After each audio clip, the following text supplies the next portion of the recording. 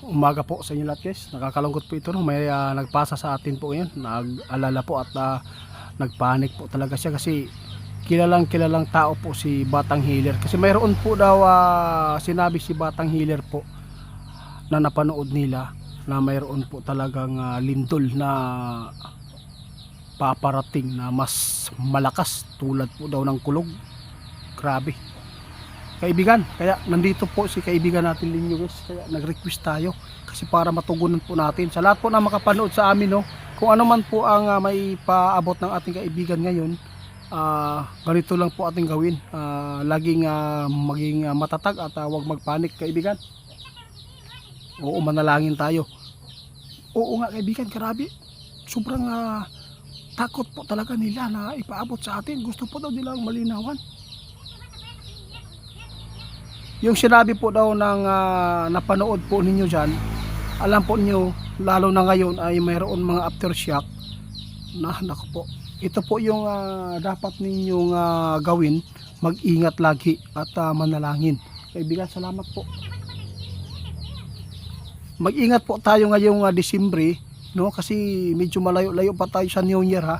Kasi talagang ipinapahanda lagi tayo ng ating kaibigan, lalo na sa lindol.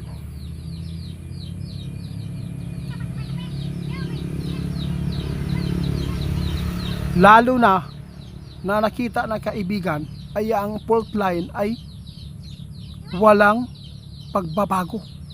Ito po yung nakakabahala guys, dahil po nangyari ito noon nang sinabi po nila doon sa Cebu talaga ang pag-umpisa nito, pagkatapos dito na naman sa Mindanao.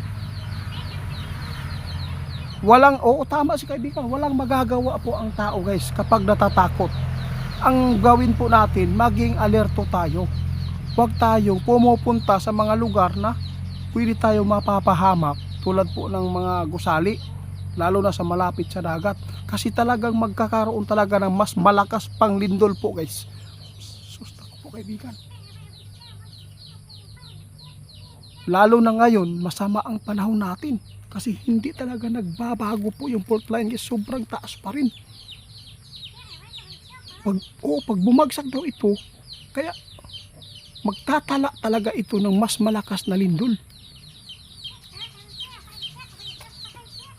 Grabe, yung napanood po ninyo, no, sa manggagamot na yan, viral po yan Oo, sinabi po daw nila kung ang tao laging magbibiro ng hindi kaaya-aya, no, may mangyayari talaga na mabibigla, sabi po kaibigan.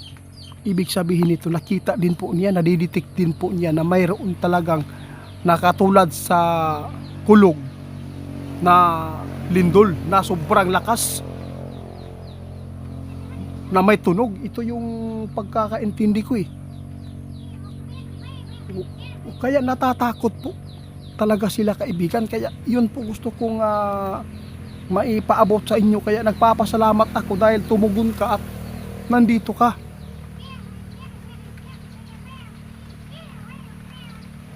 Oo, kaya sa lahat po ng makapanood sa amin guys, walang magawa ang takot at walang magawa ang pagpanik. Ang gagawin po natin, lagi tayong alisto, alerto kung ano man po ang nangyayari noong lumindol ng malakas. Kung mga biyak man ang ating mga wall, wag talaga tayong bumalik, no? Ipaayos natin yan na kahit live material lang muna. Ang importante dito na hindi tayo nadaganan noon. Baka pagbalikan po ninyo yung bahay ninyo dyan ngayon, kung magkakaroon po ng malakas na lindol, posible magkakaroon po ng problema sa buhay ninyo. Kaya kaibigan, salamat po ha.